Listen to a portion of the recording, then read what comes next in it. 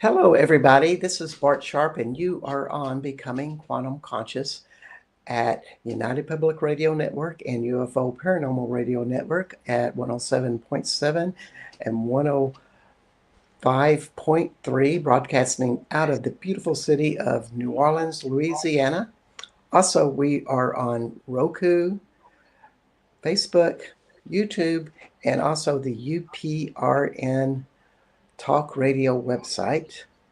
And if, in case you're wondering, yes, I am still in France, and I will be moving around over the next few weeks. So I'll be popping up with different shows and different locations, and planning a trip to the Avebury, Glastonbury area next week, and we'll be interviewing some really interesting people over there. It would be great to do a show at the Avebury Stone Circle. However, I don't think they have Wi-Fi on those stones, so I'll just have to send everybody photos. And today, I just want to welcome in our guests, Collette Corcoran. How are you doing, Collette? Welcome to the show. We didn't. Are we unmuted? You got me. All right, we're on now. Welcome, Collette. Lovely to be here, Bart. And I'm with you in France. I'm a few miles away from you, probably somewhere. So yeah, it's an honor to be here. Thank you for inviting me. Yes, yes. Where do you live in France? So I'm quite near, it's called the heart of France and or secret France. So it's quite near Limoges where I live. I live somewhere called Rochechouart. So it's in the Okay. national park. It's where all the forests and the lakes are. Ooh, this is wonderful. This is south of Paris then. Yes, yes. All right. Yeah, I just love that drive between uh, Paris and Toulouse because when you think about interstate, you think about dreary countrysides and all of this stuff, and not in France. My God, it's all forest and it's beautiful and tastefully done. My goodness, it's one of the things I love about France is they take care of trees. And I just wanted to start the show by talking about Collette Corcoran's bio, who she is. And Collette is the visionary founder of the Sacred Rose Temple, a global mystery school devoted to embodiment of the feminine mysteries. An international teacher, Druid Priestess, and guide of spiritual awakening, Collette offers a path of deep remembrance where ancient wisdom, somatic embodiment, and modern psychospiritual healing converge. With over 25 years immersed in sacred yogic and mystical traditions, she has developed her life through the study and transmission of womb wisdom, sacred sexuality, chakra and energetic alchemy, clairvoyance, herbalism, shamanism, druidism, and ancestral medicine. Her teachings are rooted in lived experience and transmitted through ceremony, body-based practices, and transformative psychospiritual inquiry. A practicing Druidic priestess and certified celebrant, Collette stewards Temple de la Rose. That would be the Rose Temple if you're only in English knowledge.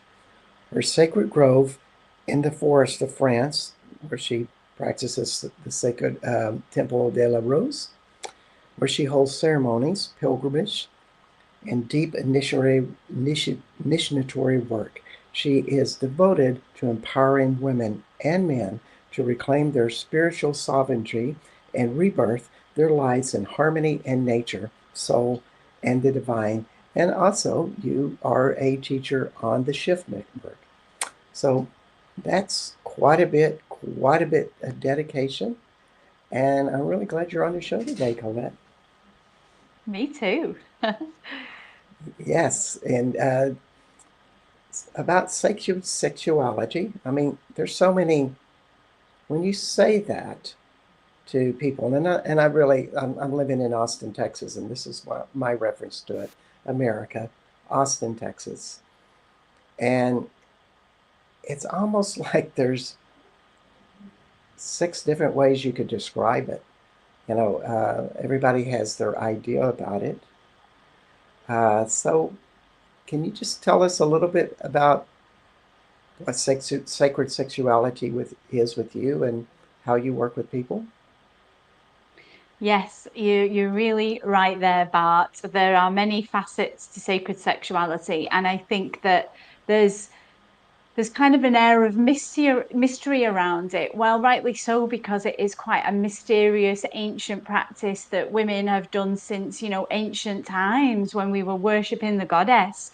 Sacred sexuality is least of all probably to do with the act of sex that most people would project on it, and more about enlivening the body as a sexual being and in a sacred way. So that means that we look at sexuality as a woman who I mostly work with in a way that is in honoring of the body, of the feminine vessel, of the feminine body, in a way that honors ourselves and our energy and our life as sacred and holy.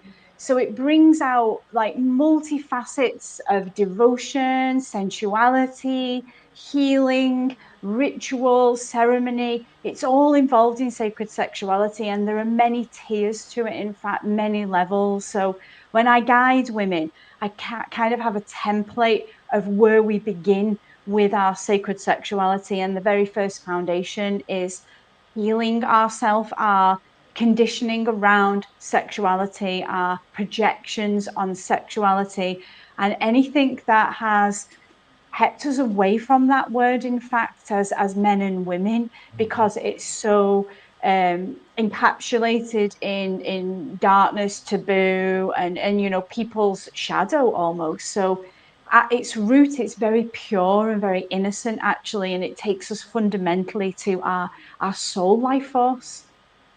Indeed. And when you talk about that, and you talk about the emotions, I mean, well, first, I always think about, well, it's learning how to have a spiritual or energetic awareness in your gut, in your womb, in your organs. And one of the things that affects that to where we don't feel our gut and we don't want to feel down there is anger and emotions that we really are there. And before you answer that, people come on, and I just want to say hi to Teresa Vyers. Hello, Bart and Collette. Happy to be tuning in. So, how much does anger play a role in not feeling that spiritual center? I'm so glad you've spoke about this. Anger is one of those pivotal emotions that really does block our sacred sexual energy.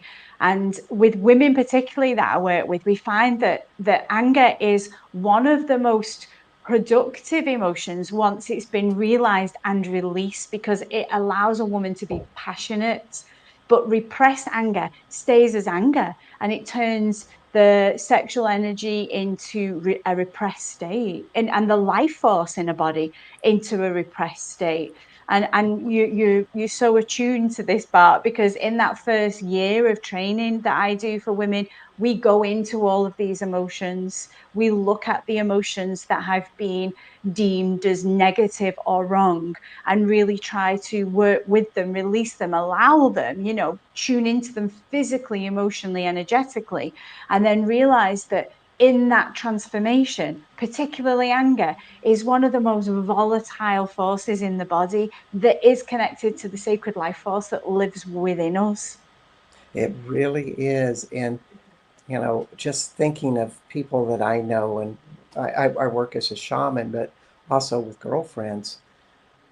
And, you love that sexuality and anger. It's almost like if you can have anger, then your sexuality kind of pushes forward a bit more, and maybe vice versa in the passive mode. In either you're on either one side of the fence or the other. You're rarely in the middle. And then when you start to talk to people about anger, They might say, I really want this good feeling that a relationship and being close and, maybe even having sex has, but please don't make me feel my anger.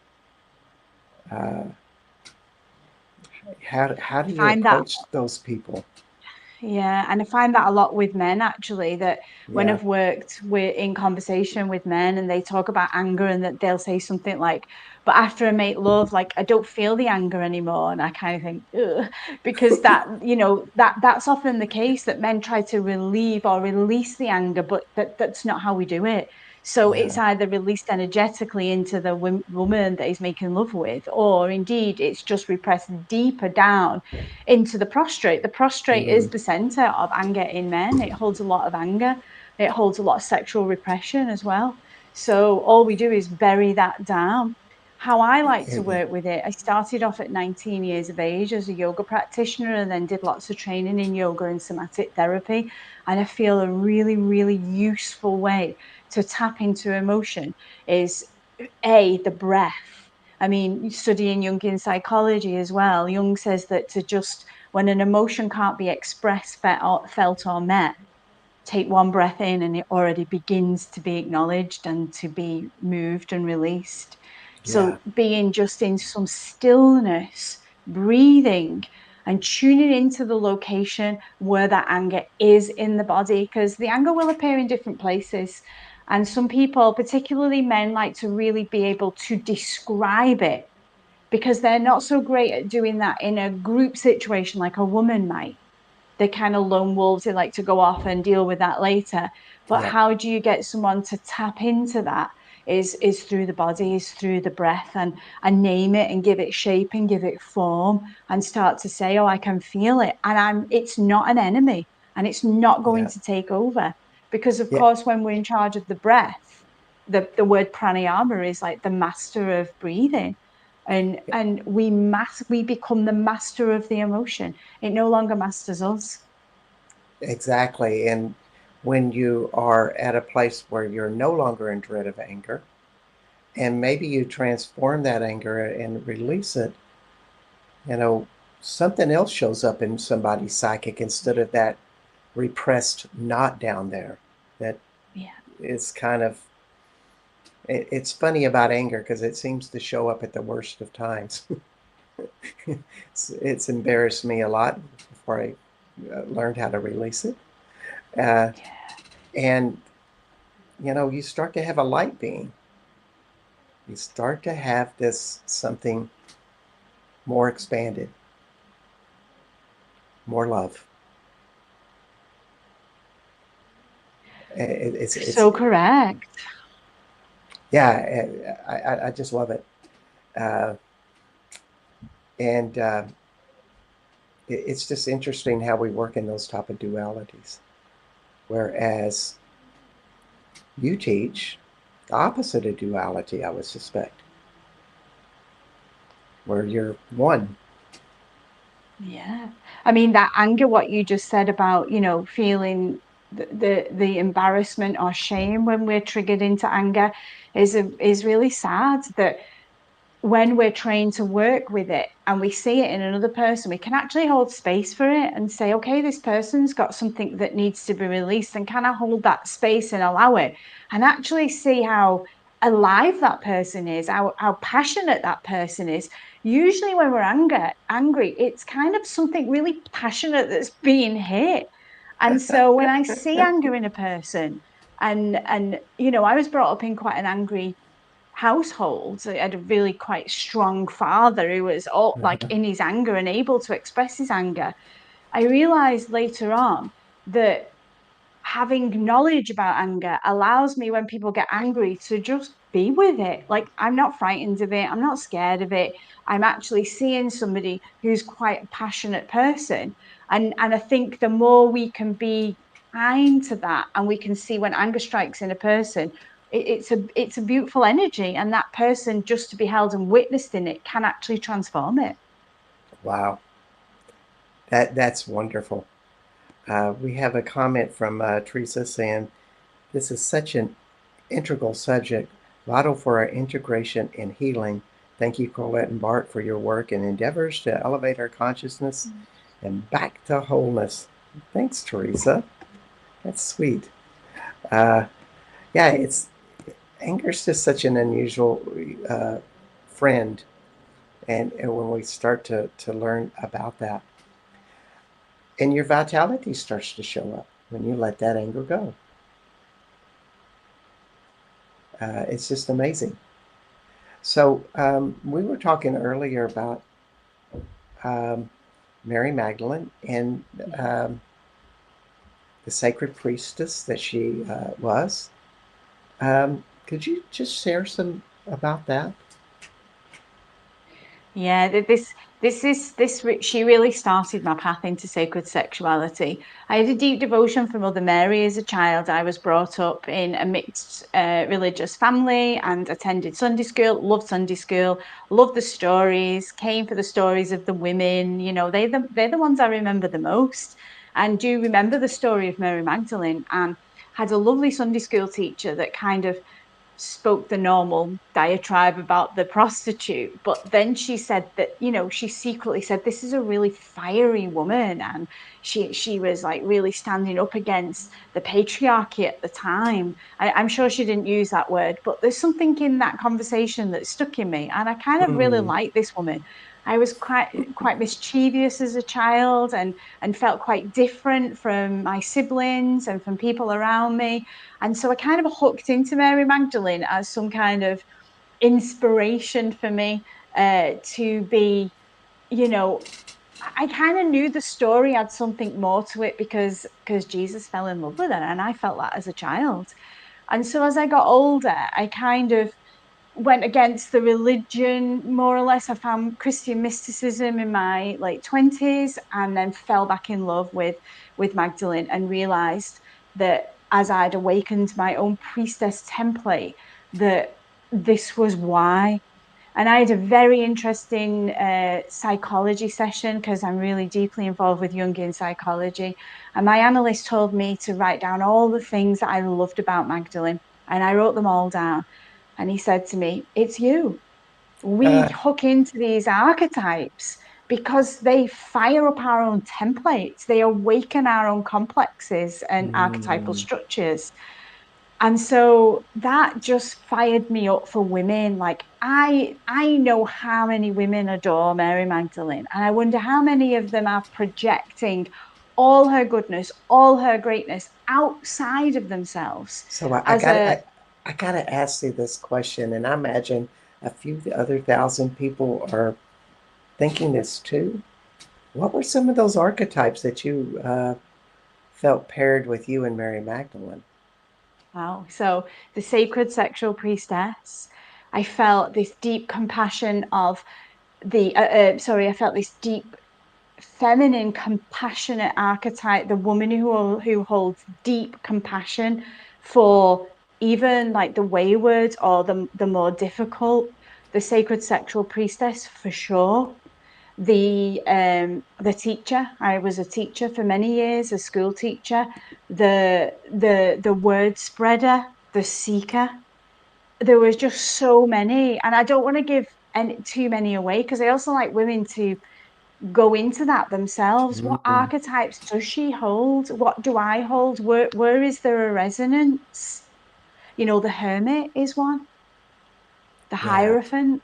There's Mm, so many connected to her, and the high priestess, the magician. I think we could just keep going on with her. yeah. And I think the women she shows and retells women, you hold this, you hold all this within you. And I've only come with my story to do what I had to do, but to reawaken you to yours. Mm. One of my first impressions, I've been coming to France for 11 years now, and I really didn't know anything about a Mary Magdalene when I arrived in France. I've heard about her. I did not really go to church, really, a lot. So here I am, kind of a fresh slate. My first impression is she's kind of like an every woman type of person. Everybody can relate to her in some shape or fashion. She's not so high above us. She's not below us. She's one of us.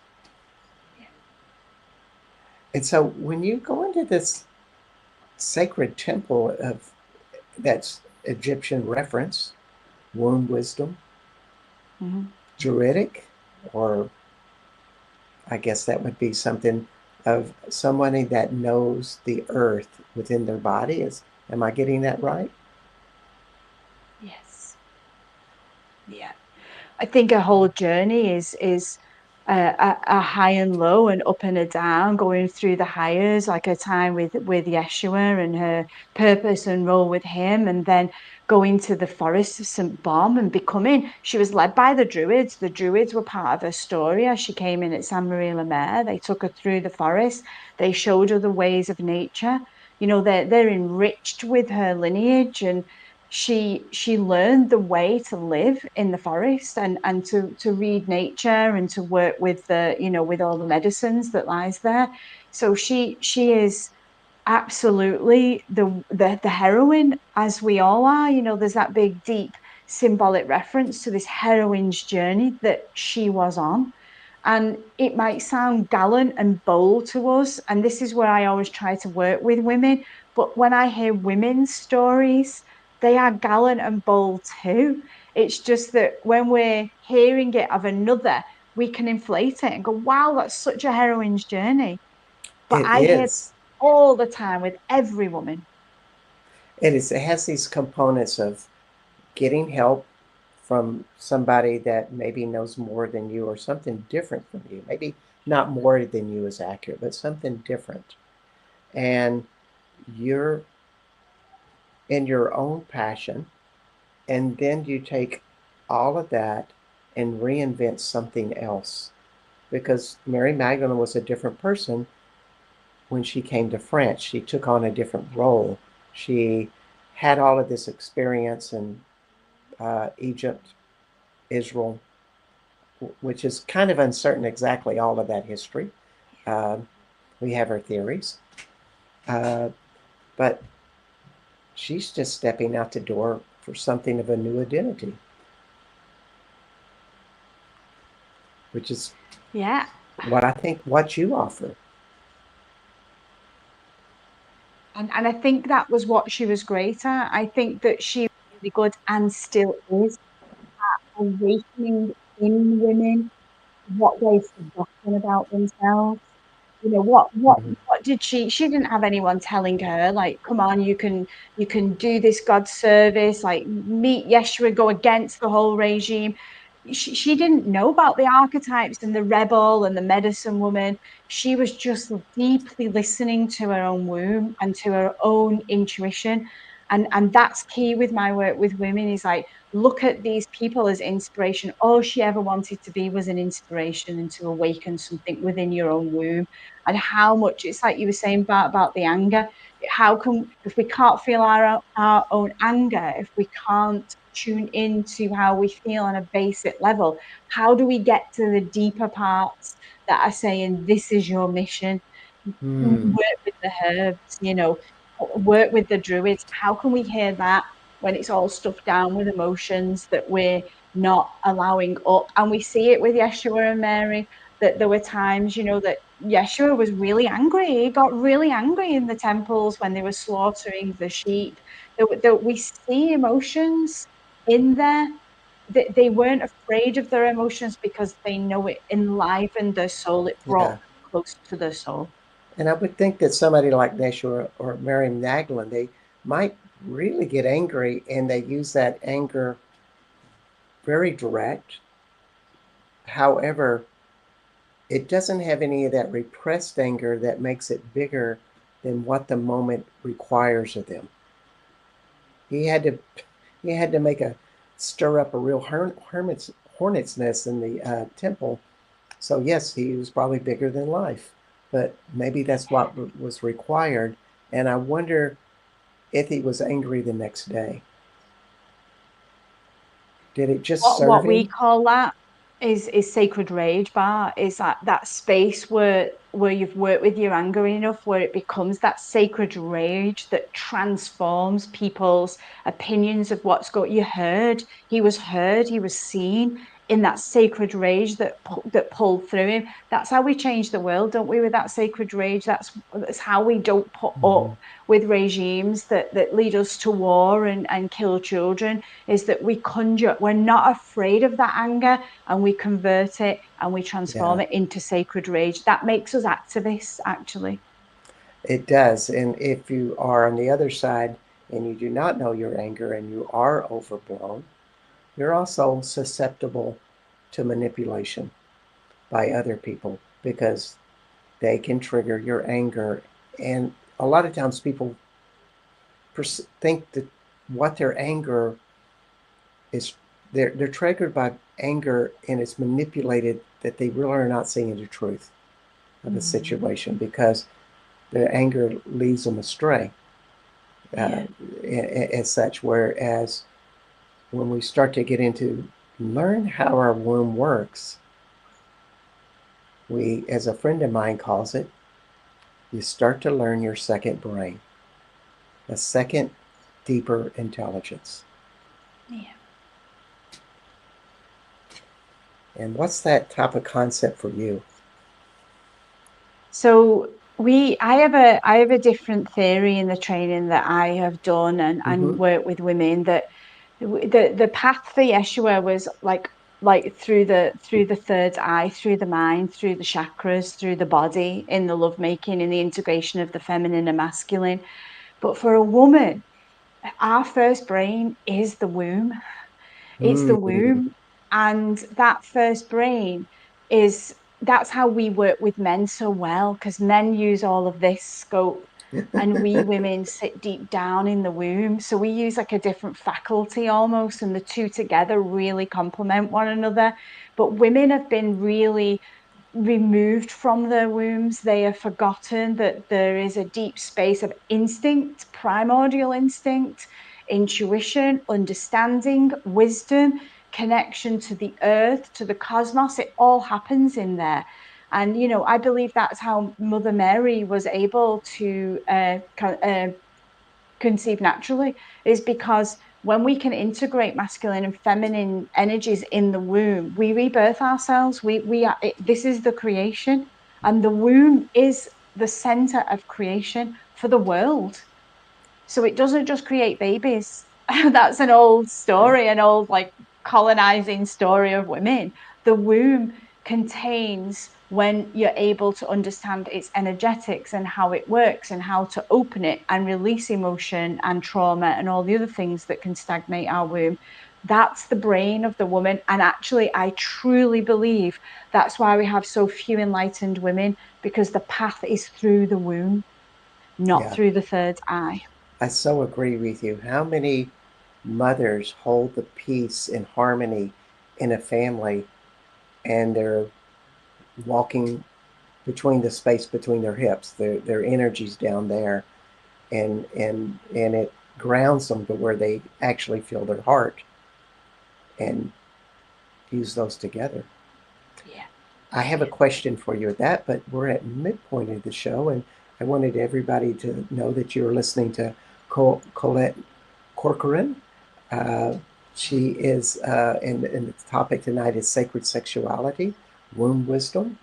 And Collette teaches a variety of classes. She's also on the Shift Network teaching these classes, and you can just go to the Shift Network and join some of her classes, but also to contact her for her own classes in France and through Zoom and various other platforms. So she's very available, is what I'm trying to put out there.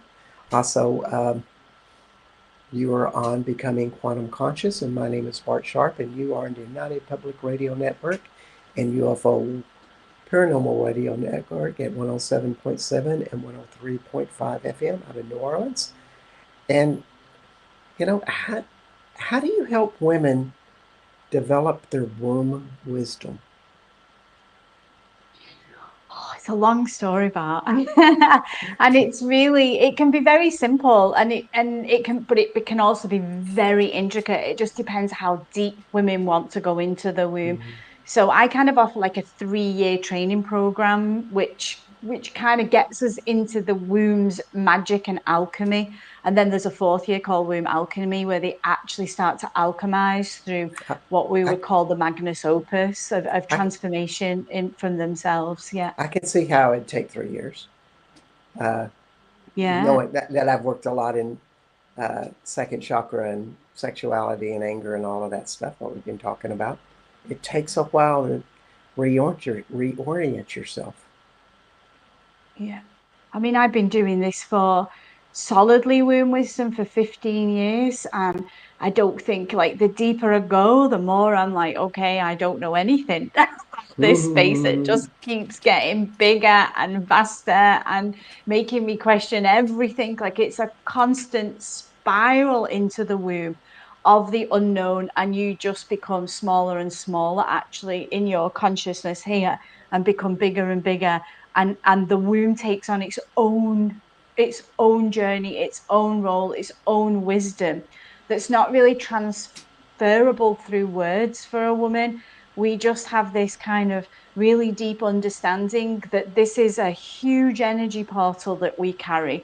And there are some activations that we can do where we really truly feel like we're holding the cosmos in our womb. We can feel like a million years pregnant because the energy becomes so great there, and people are pulled to it. They can feel it.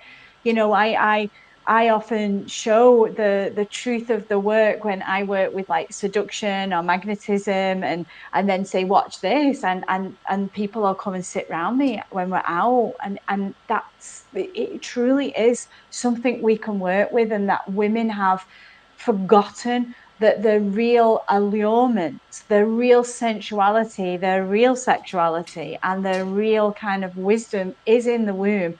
And they are fully in charge of it. No one wrote a book on it. I'm trying to map it out as well as I can. But truly, once they go in there, I'm gobsmacked by the amount of women that begin to bring their own things through.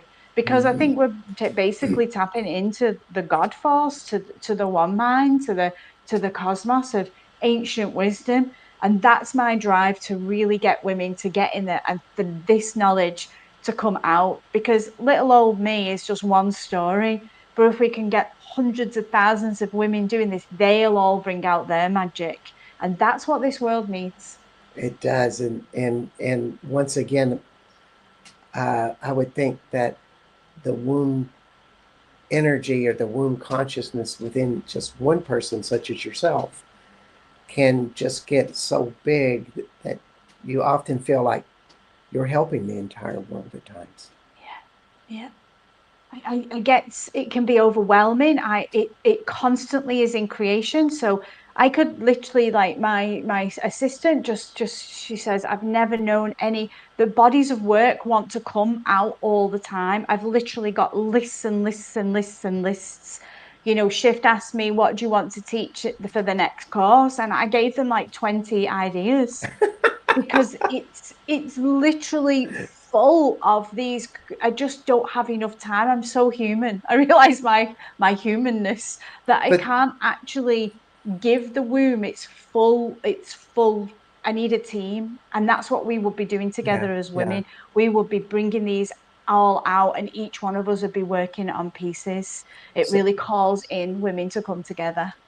it does, and this is like when we're thinking about this, of course we're talking a lot about the second chakra, but as you speak of it, it's really first and second chakra with the perineum and all of these parts that are in part of the first. It's not even good to define it, but if I was to define characteristics of the second chakra, we'd be talking about your ability to have power, to have money, to grow in your sexuality, intuition.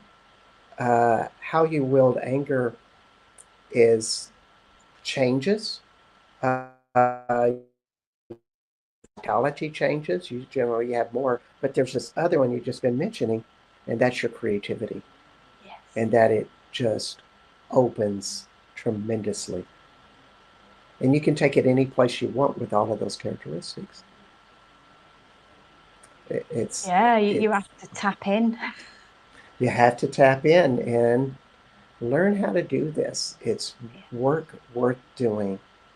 And so you have these women coming in, and you work mostly with women, but with men as well. But the women start to get this awakening. And I wonder what happens to a lot of their husbands when this occurs. Any thoughts and reflections on that topic? Yes, lots. It can go either way, to be honest, Bart. Mm. What I've seen over the years is that when women begin to awaken in this way, I've recently got a woman locally that's totally come into this. She's blown away. She's like, I can't believe what's happening. And it's frightening for their partners. I think it brings up fear for their partner because they see this woman awakening. There's a vitality comes through. Her eyes are looking into a different dimension, and they get threatened by it. And I've seen it many times. They're thinking, oh, she's going to leave me, or she's going to find interest outside of me. And yeah, I used to say this, and I'm not proud of it. I used to be put on divorce papers quite a lot, that Mm. the women came, they changed. Yeah, But what yeah, happens is that's the one scenario, but another scenario is that if the man has is holding and willing to grow also, is that his doors are blown open to, and he yeah, becomes in awe of this woman before him, and he can feel that being in her presence, particularly being in her presence, especially through lovemaking, that something is happening to him on a deep level. But it just depends on how open that the masculine is that the woman's with. If fear is his biggest driver, he will worry that she's going to leave him, and he'll say she's changed and I want to stay the same. I want things to be the same. But if yeah. the man is open, centered in his root chakra and his solar plexuses, he is also massively centralized by the experience. Exactly. And that's the whole thing is, can you uh, be with your fear that you might have to let some things go and change and reinvent yourself. Uh, for a lot of people, it's a feeling that, well, I've been this way so long, how can I change? And and I think the women's story, when they see that, because I used to go to Al-Anon and I would hear this with the ladies who took the Al-Anon, which is a sister program, the Alcoholics Anonymous. Husband would be the drinker, but the Al-Anon woman would start to have a life and they were just having so much fun. And the men look at that, well, she's not the same woman and she used to be the same as me. And now she's raised the bar in her life. That means I can too. And Indeed. and it does. I've seen that process happen in that program quite a bit. And the women did not try to change the husband. They just enjoyed themselves. And it's magic, which in a lot of ways you're teaching magic. Yeah. Because women are magic. And I think the biggest thing for following what you're saying, Bart, because you're absolutely accurate, is that change is so, my next course for the shift is about the crone, about the empowerment that we have as women as we get older. Now, I know the collective story. I just cannot bear to watch any other nightmare story about menopause. It drives me insane. And no wonder we have women struggling through that cycle. I'm also going through it. I'm having no issues because I'm in touch with my womb. I'm embracing the change. I am knowing that this is going to see deeper wisdom into my body, that I get to be that wise one that I followed around in my 20s trying to meet Indigenous leaders and wise women. I get to become her. And I also get a second wind at life. What I really try to do with women over 50 is say, this is the best time of your life. You've learned all your lessons. You've gone through so much suffering. This is the time to grow, to shine, to stand in your truth, to be who you really came to be.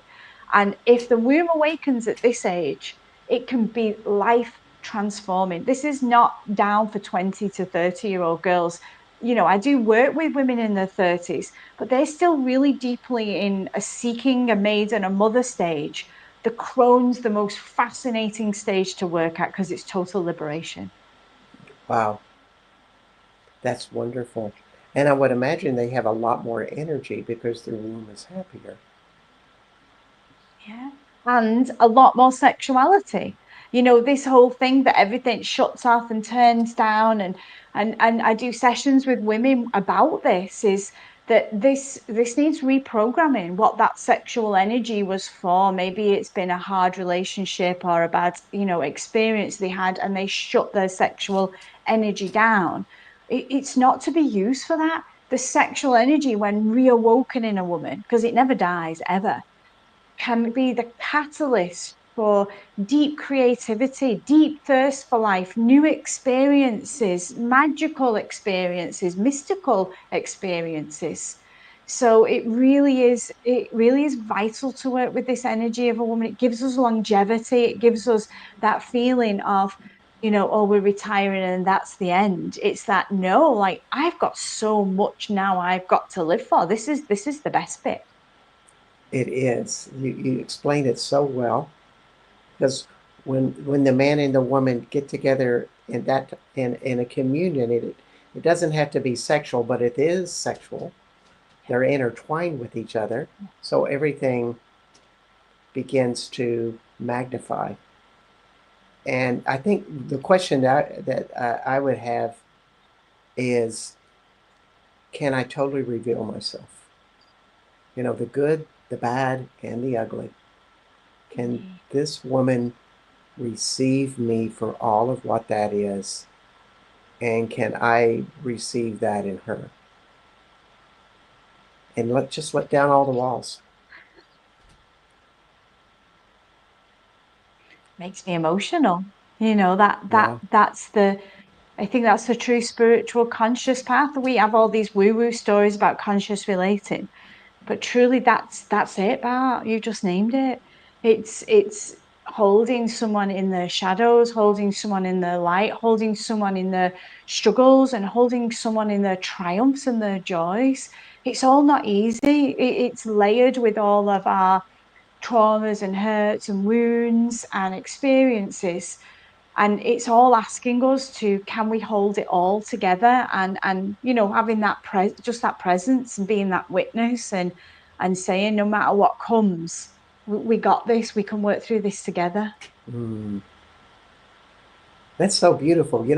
I wanted to do this interview and sneak in a question well, what was the communion between Yeshua and Mary Magdalene like, and the Hieros Gamos and all of that light that must have been with them? But this is more honest. It's more practical. It's more who we are. It's what our potential Yeah, is. And we may find that's Hieros Gamos in our own way.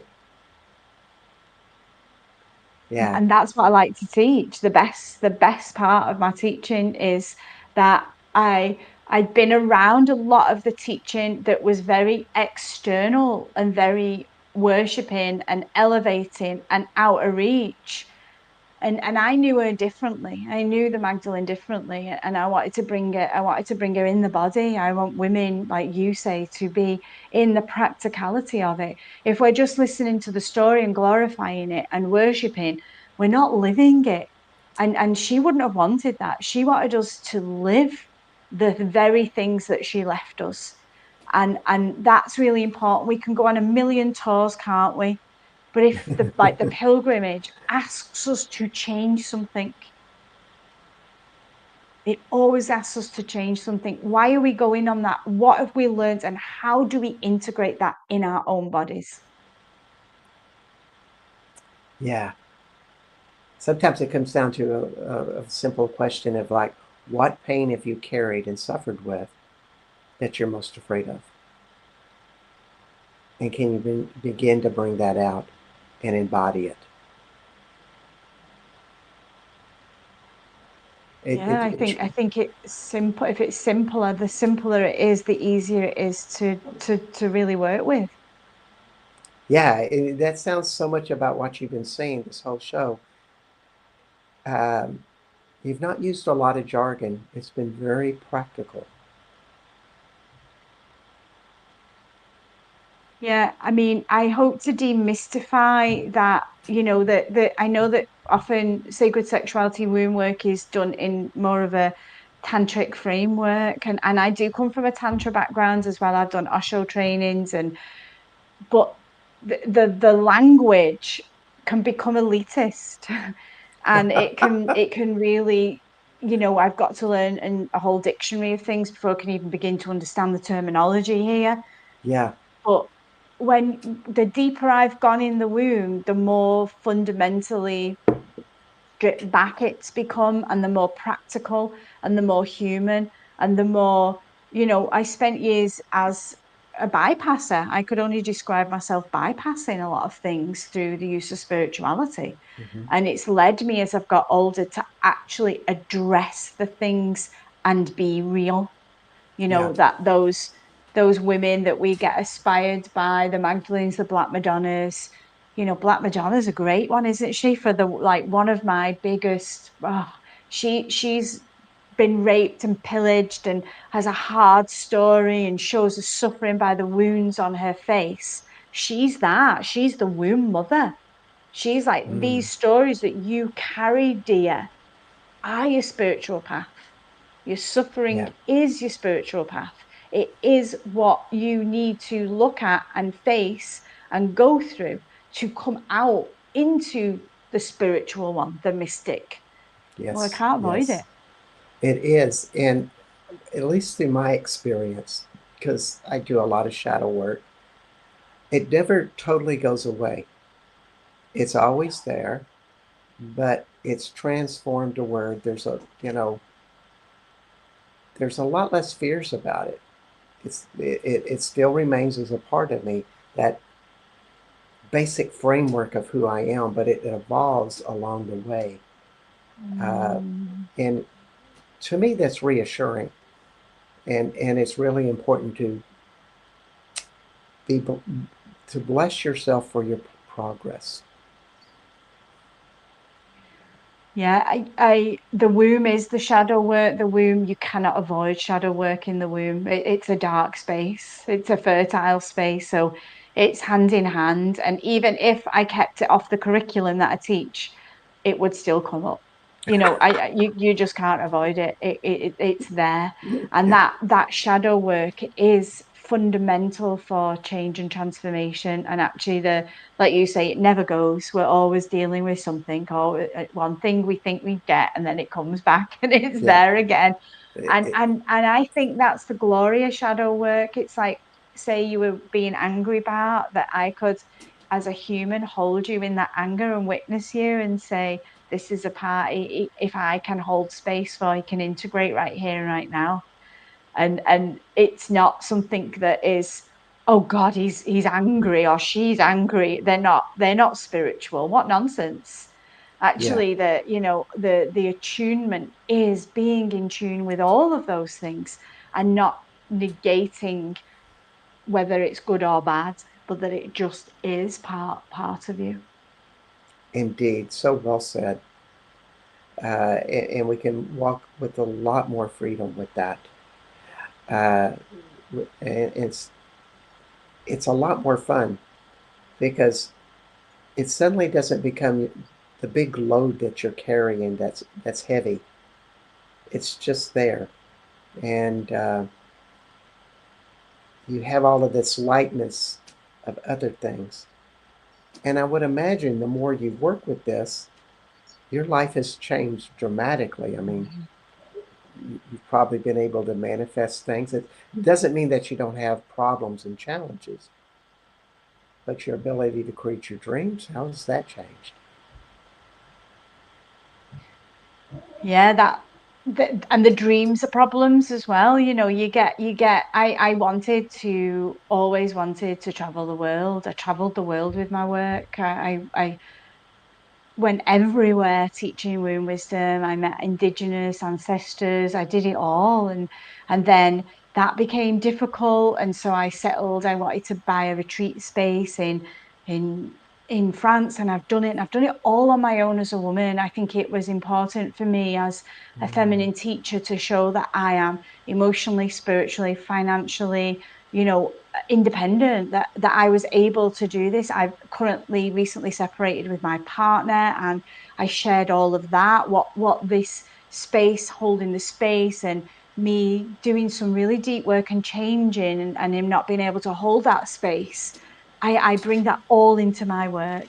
I see a lot of this spiritual world where everything's kept quiet when the teacher has something going on. I bring it right into my work. I turn up crying and saying, we've separated. I don't know how I'm going to cope. And I show what I want, what I'm preaching, that these things happen and they will tear us apart and they open us up again and then they tear us apart again.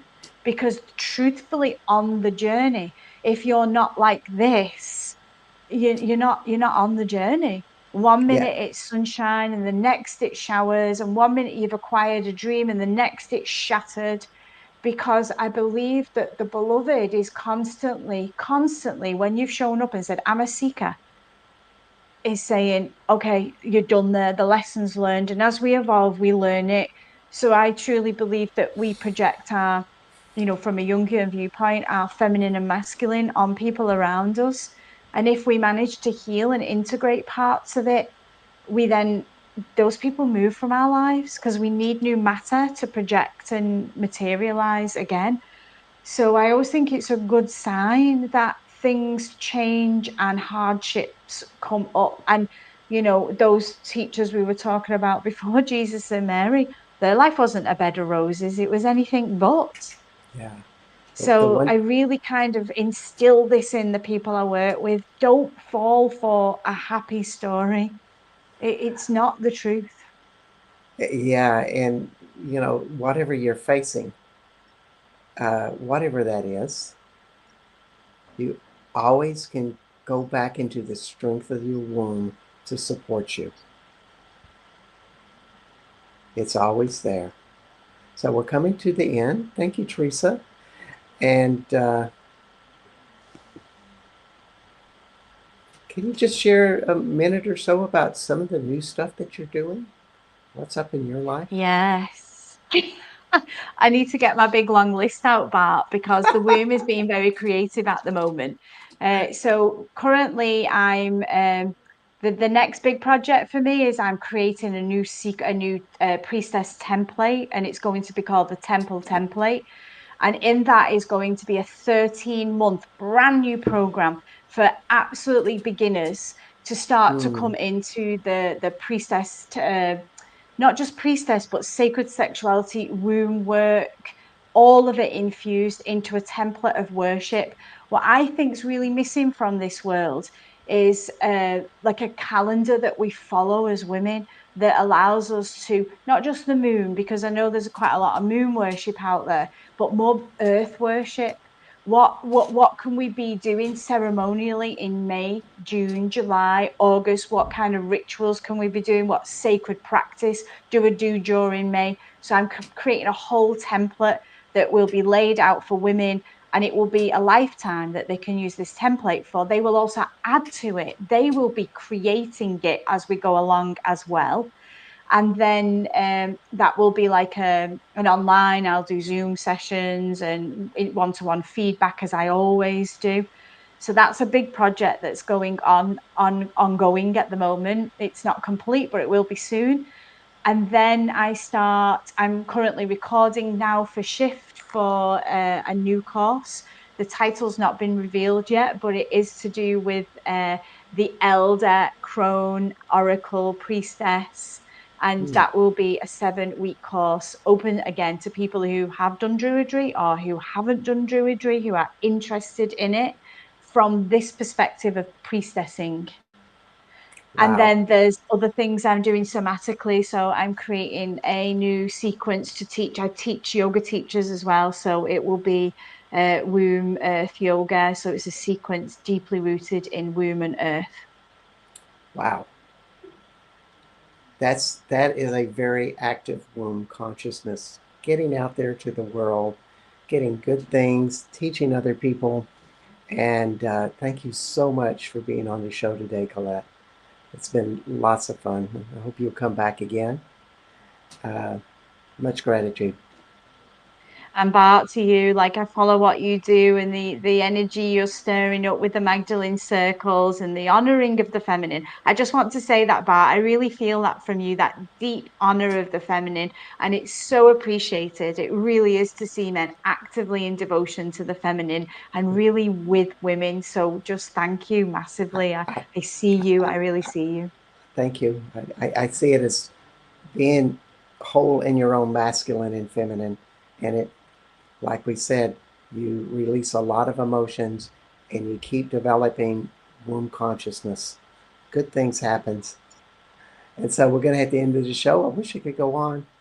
Uh, but you've been with Collette Corcoran, uh, creator of Magnitude, Womb Wisdom, Sacred Sexuality, Druid Priestess. My name is Bart Sharp. This is Becoming Quantum Conscious, and you have been on the United Public Radio Network and UFO Paranormal Radio Network, 107.7 and 103.5 FM out of New Orleans. We'll see you next week, and next week's show will be Angelique Pigenet with Cosmic Midwife.